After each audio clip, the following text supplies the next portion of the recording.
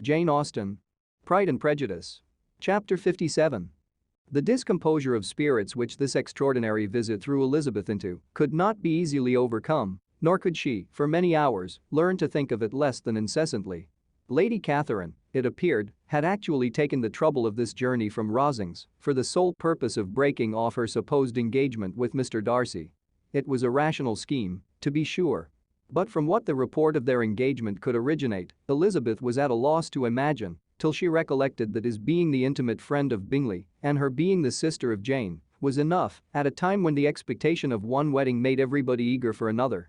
To supply the idea, she had not herself forgotten to feel that the marriage of her sister must bring them more frequently together. And her neighbors at Lucas Lodge, therefore, for through their communication with the Collinses, the report, she concluded, had reached Lady Catherine, had only set that down as almost certain and immediate, which she had looked forward to as possible at some future time. In revolving Lady Catherine's expressions, however, she could not help feeling some uneasiness as to the possible consequence of her persisting in this interference. From what she had said of her resolution to prevent their marriage, it occurred to Elizabeth that she must meditate an application to her nephew, and how he might take a similar representation of the evils attached to a connection with her, she dared not pronounce. She knew not the exact degree of his affection for his aunt or his dependence on her judgment, but it was natural to suppose that he thought much higher of her ladyship than she could do, and it was certain that, in enumerating the miseries of a marriage with one whose immediate connections were so unequal to his own, his aunt would address him on his weakest side. With his notions of dignity, he would probably feel that the arguments, which to Elizabeth had appeared weak and ridiculous, contained much good sense and solid reasoning. If he had been wavering before as to what he should do, which had often seemed likely, the advice and entreaty of so near a relation might settle every doubt and determine him at once to be as happy as dignity unblemished could make him. In that case he would return no more. Lady Catherine might see him in her way through town, and his engagement to Bingley of coming again to Netherfield must give way. If, therefore, an excuse for not keeping his promise should come to his friend within a few days, she added, I shall know how to understand it. I shall then give over every expectation, every wish of his constancy.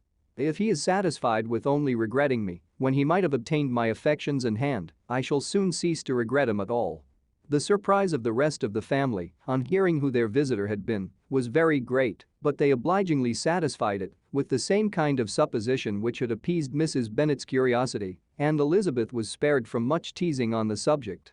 The next morning, as she was going downstairs, she was met by her father, who came out of his library with a letter in his hand. Lizzie, said he, I was going to look for you. Come into my room. She followed him thither, and her curiosity to know what he had to tell her was heightened by the supposition of its being in some manner connected with the letter he held. It suddenly struck her that it might be from Lady Catherine, and she anticipated with dismay all the consequent explanations. She followed her father to the fireplace, and they both sat down. He then said, I have received a letter this morning that has astonished me exceedingly. As it principally concerns yourself, you ought to know its contents. I did not know before that I had 2 daughters on the brink of matrimony. Let me congratulate you on a very important conquest. The color now rushed into Elizabeth's cheeks in the instantaneous conviction of its being a letter from the nephew instead of the aunt, and she was undetermined whether most to be pleased that he explained himself at all or offended that his letter was not rather addressed to herself. When her father continued, you look conscious. Young ladies have great penetration in such matters as these, but I think I may defy even your sagacity to discover the name of your admirer. This letter is from Mr. Collins. From Mr. Collins. And what can he have to say? Something very much to the purpose, of course. He begins with congratulations on the approaching nuptials of my eldest daughter, of which, it seems, he has been told by some of the good-natured, gossiping Lucases. I shall not sport with your impatience by reading what he says on that point. What relates to yourself is as follows, having thus offered you the sincere congratulations of Mrs. Collins and myself on this happy event, let me now add a short hint on the subject of another, of which we have been advertised by the same authority. Your daughter Elizabeth, it is presumed, will not long bear the name of Bennet after her elder sister has resigned it, and the chosen partner of her fate may be reasonably looked up to as one of the most illustrious personages in this land. Can you possibly guess, Lizzie, who is meant by this? This young gentleman is blessed, in a peculiar way, with everything the heart of mortal can most desire, splendid property, noble kindred, and extensive patronage. Yet in spite of all these temptations, let me warn my cousin Elizabeth and yourself of what evils you may incur by a precipitate closure with this gentleman's proposals, which, of course, you will be inclined to take immediate advantage of.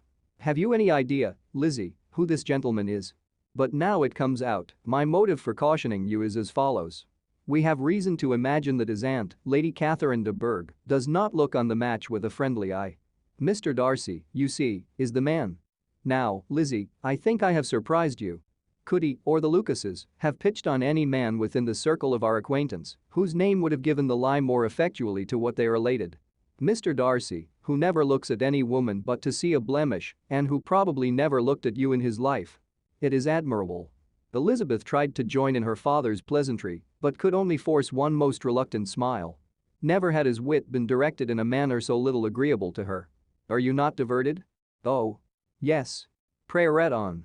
After mentioning the likelihood of this marriage to her ladyship last night, she immediately, with her usual condescension, expressed what she felt on the occasion, when it became apparent that on the score of some family objections on the part of my cousin, she would never give her consent to what she termed so disgraceful a match.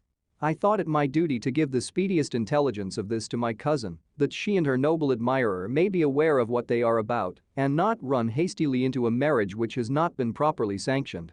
Mr. Collins moreover adds, I am truly rejoiced that my cousin Lydia's sad business has been so well hushed up, and am only concerned that their living together before the marriage took place should be so generally known. I must not, however, neglect the duties of my station or refrain from declaring my amazement at hearing that you received the young couple into your house as soon as they were married. It was an encouragement of vice, and had I been the rector of Longbourn, I should very strenuously have opposed it. You ought certainly to forgive them, as a Christian, but never to admit them in your sight or allow their names to be mentioned in your hearing. That is his notion of Christian forgiveness. The rest of his letter is only about his dear Charlotte's situation and his expectation of a young olive branch. But, Lizzie, you look as if you did not enjoy it.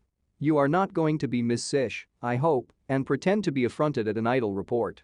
For what do we live but to make sport for our neighbors and laugh at them in our turn?